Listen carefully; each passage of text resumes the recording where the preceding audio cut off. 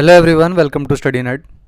आज हम बात करेंगे ऐसी 5 मिस्टेक्स के बारे में या फिर 5 गलतियों के बारे में जो नए नए स्टूडेंट्स जब किसी एग्ज़ाम की तैयारी करना स्टार्ट करते हैं, किसी गवर्नमेंट एग्ज़ाम की तैयारी करना स्टार्ट करते हैं, तो वो ये 5 गलतियाँ करते हैं। हो सकता है आप भी ये गलतियाँ कर रहे हो, और कई कई लोग तो होते हैं, कई कई स्टूडेंट होते हैं जो 1 साल से 2 साल तैयारी कर रहे हैं, लेकिन वो ये गलतियाँ दोहरा रहे हैं, उनको पता नहीं है। इसी की वजह से उनका एग्ज़ाम निकल नहीं पा रहा है। तो बिना किसी देरी के अपन स्टार्ट करते हैं, वो 5 गलतियों के बारे में सीखते हैं। वो 5 गलतियाँ कौन सी है जो शायद आप भी कर रहे हैं। तो चलिए शुरू करते हैं। तो सबसे जो पहली है वो है नो रिवीजन।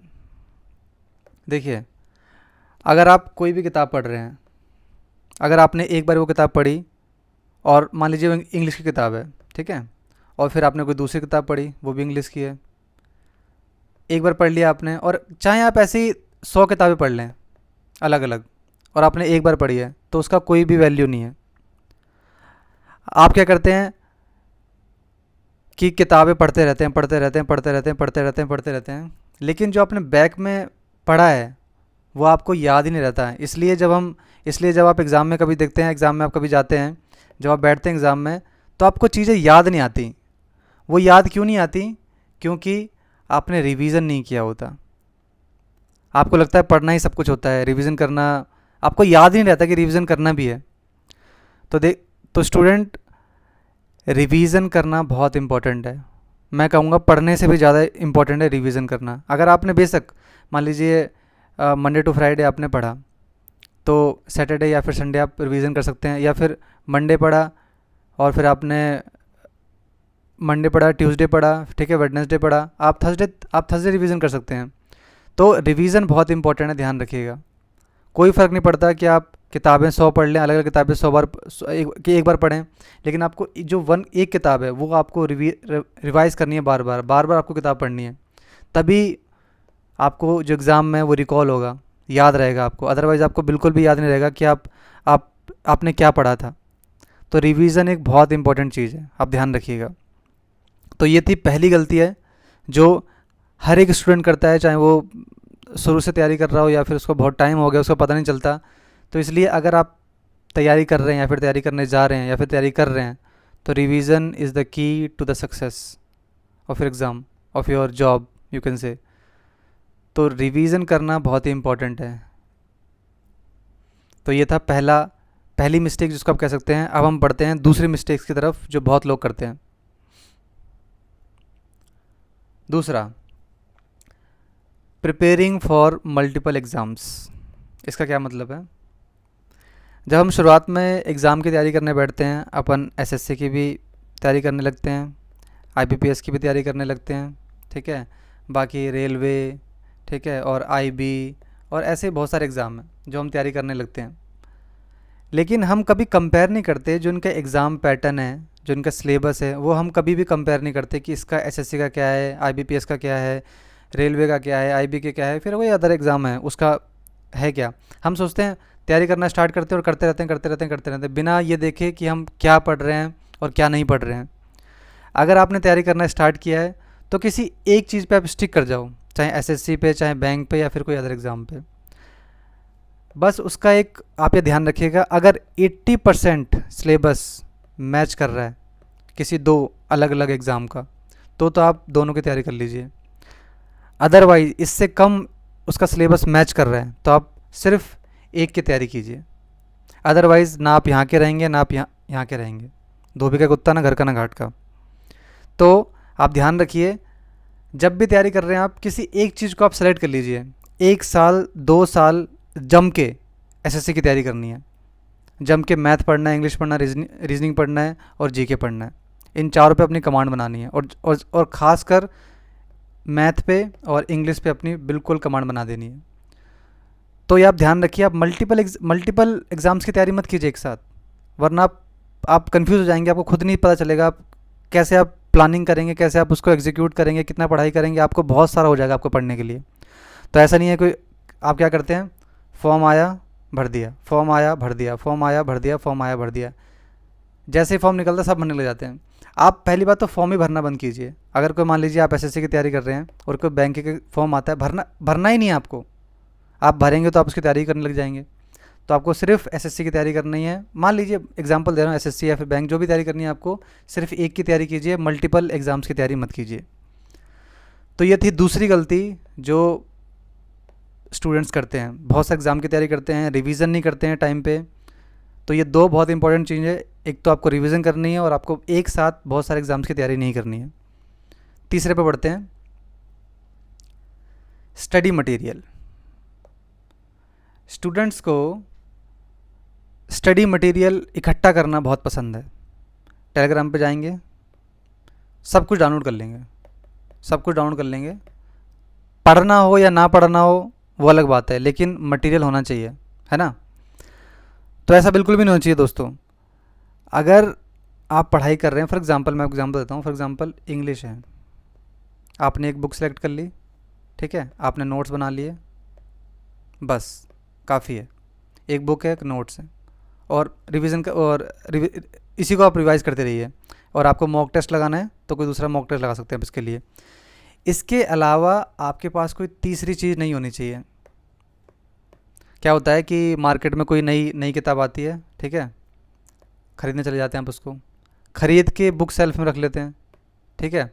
आपको पढ़ना है, नहीं पढ़, आप खुद देखिए, आप आपके बुक सेल्फ में देखिए आपकी कितनी कितनी किताबें पढ़ी हुई हैं और आपने कितनी पढ़ी हैं, कितनी बार पढ़ी है उसको, देखिए आप। आपके पास 10 किताबें होंगी, आपने एक बार भी ढंग से नहीं पढ़ी होगी उसको।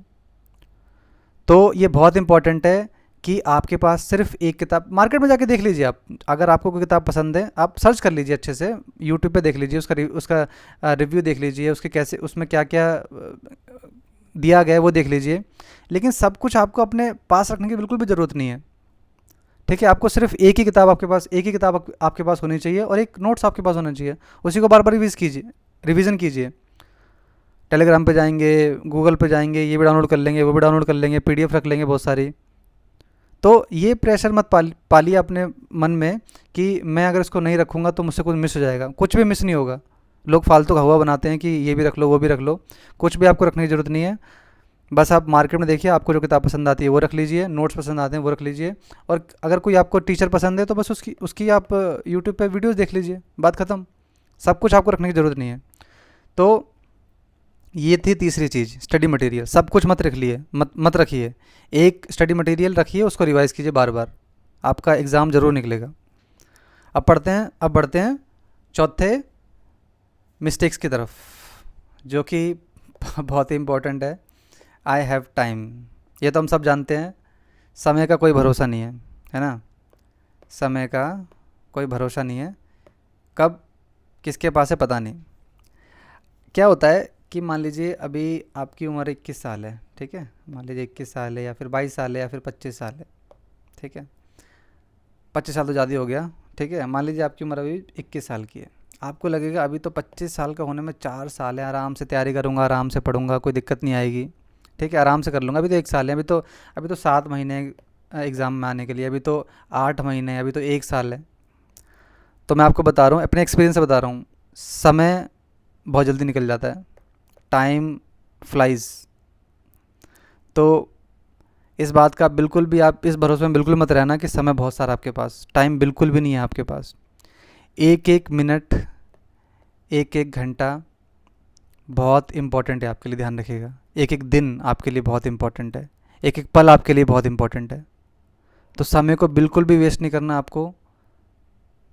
जो आपको समय मिल रहा है, फॉर एग्ज़ाम्पल आप जॉब कर रहे हैं, मान लीजिए आप जॉब कर रहे हैं, जॉब करने के बाद थोड़ा सा आप रेस्ट कर सकते हैं। रेस्ट करने के बाद जो भी आपको 3 घंटे मिल रहे हैं, 2 घंटे मिल रहे हैं, 1 घंटा मिल रहा है, आपको उसको तैयारी करनी है, उसको अपनी पढ़ाई में लगाना है और किसी काम, फालतू काम में नहीं लगाना। आपके पास, ये मान के चलिए, आपके पास कल का समय भी नहीं है। यू डोंट हैव टमोरो और देयर इज़ नो टमोरो। आपने एक सुना होगा आपने ना, एक मूवी में शायद एक डायलॉग है, देयर इज़ नो टमोरो। समय कभी नहीं, कल कभी नहीं आता। कल पढ़ाई कर लेंगे, कल उठ के आराम से ये कर लेंगे, वो कर लेंगे, कभी नहीं आएगा। तो यू डोंट हैव टाइम, ध्यान रखिए। जब समय निकल जाएगा तो बहुत पछतावा होगा आपको। तो समय का ध्यान रखिए आप। तो ये चौथी मिस्टेक है जो बहुत स्टूडेंट करते हैं। और ये मिस्टेक खाली पढ़ाई की बात नहीं है, आप जीवन में भी देखिए। आपको लगता है कि समय, मेरे पास बहुत समय है अभी, मान लीजिए फ्यूचर में सिक्योर होने का, शादी करने का, ये करने का, वो करने का, लेकिन सच में समय नहीं है। तो अपनी पढ़ाई आप बिल्कुल जी जान से करिए और ये जान के करिए कि कल नहीं है मेरे पास। ठीक है, अब बढ़ते हैं आगे। It is very important not consistent.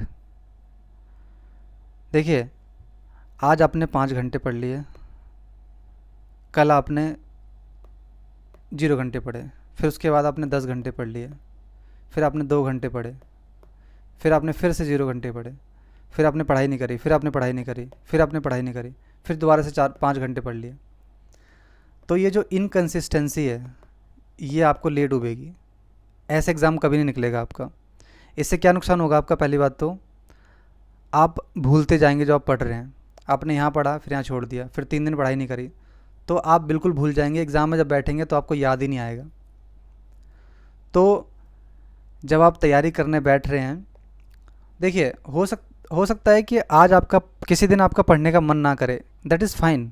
आपका रोज़ पढ़ने का मन कर ही नहीं सकता। ऐसा कोई भी इंसान नहीं है इसका रोज़ पढ़ने का मन करता हो कि आज भी पढ़ना है, कल भी पढ़ना है, और 20 दिन पढ़े जा रहा है। ऐसा कभी भी नहीं होता। लेकिन जब आपका पढ़ने का मन कर रहा है, जब आप पीक पे हैं, जब आपके पास स्ट्रेंथ है, जब पढ़ने का मन कर रहा है, तब आप पढ़िए। हर दिन कम से कम, मान लीजिए जिस दिन आपको लग रहा है पढ़ने का मन नहीं कर रहा है, उस दिन भी आप कम से कम 1 घंटा तो पढ़िए। 1 घंटा तो पढ़िए आप। और जिस दिन पढ़ने का मन कर रहा है, आपको लग रहा है कि आज तो बहुत पढ़ने का मन कर रहा है, उस दिन खींच दीजिए, उस दिन पढ़ लीजिए 10 घंटे, 12 घंटे। लेकिन जिस दिन मन नहीं कर रहा है, उस दिन में कम से कम 1 घंटा तो पढ़िए। तो इसके कम से कम आपकी एवरेज ही निकलेगी। हाथ में किताब होनी चाहिए आपके, और उसको पढ़ना है आपको। ठीक है ना? तो कंसिस्टेंसी, ध्यान रखिए, आपकी सक्सेस की है, आपके एग्ज़ाम की है, आपकी तैयारी की है। तो कंसिस्टेंट रहना बहुत ज़रूरी है। आपको ऐसे ऐसे नहीं भागना, आपको ऐसे जाना है। आपको ऐसे ऐसे नहीं जाना, ऐसे। तो ध्यान रखिए, कंसिस्टेंट रहना बहुत ज़रूरी है, रोज़ पढ़ना बहुत ज़रूरी है। ठीक है? कम से कम, मान लीजिए मैंने जैसे बताया कि मन नहीं कर रहा है, फिर भी 1 घंटा पढ़ लीजिए। तो लेकिन रोज़ थोड़ा थोड़ा पढ़िए, कुछ ना कुछ पढ़ लीजिए। तो वो बहुत इंपॉर्टेंट है आपका। तो सबसे पहली बात, फिर से एक बार भी रिवाइज़ कर लेते हैं। जैसे कि हमने बोला रिवाइज़ करना बहुत ज़रूरी है, तो फिर भी जो 5 मिस्टेक है फिर से हम रिवाइज़ कर लेते हैं एक बारी। रिवीजन करना बहुत इंपॉर्टेंट है, ध्यान रखना। पहली बात, रिवाइज़ करिए। दूसरी बात, बहुत सारे एग्ज़ाम की तैयारी मत कीजिए जब तक उसका 80% सिलेबस मैच नहीं करता। अगर मैच करता है तो आप पढ़ सकते हैं। स्टडी मटेरियल बहुत सारा मत रखिए, ये भी डाउनलोड कर लिया, वो भी डाउनलोड कर लिया, सब कुछ डाउनलोड कर लिया, पढ़ना कुछ भी नहीं है। समय आपके पास नहीं है, ये मत सोचिए मेरे पास अभी 5 साल है, 10 साल है, 20 साल है, कुछ भी नहीं है। There is no tomorrow. और कंसिस्टेंट रहना बहुत ज़रूरी है, रोज़ पढ़ना बहुत ज़रूरी है, ध्यान रखिए। तो ये थी वो 5 मिस्टेक्स जो बहुत से लोग करते हैं, चाहे वो शुरुआत में तैयारी करने जिन्होंने स्टार्ट किया हो, या फिर तैयारी कर रहे हो, 1 साल हो गया, 2 साल हो गया, एग्ज़ाम इसलिए नहीं निकलता क्योंकि वो 5 गलती अभी भी कर रहे हैं। तो आपको कैसी लगी वीडियो मुझे ज़रूर बताना यार, और अच्छी लगी है तो चैनल को सब्सक्राइब कर लो, कमेंट कर दो अगर कुछ बात आपको पूछनी है तो, और लाइक कर दो, मेरे को बहुत अच्छा लगेगा। मिलते हैं नेक्स्ट वीडियो में, तब तक के लिए गुड बाय।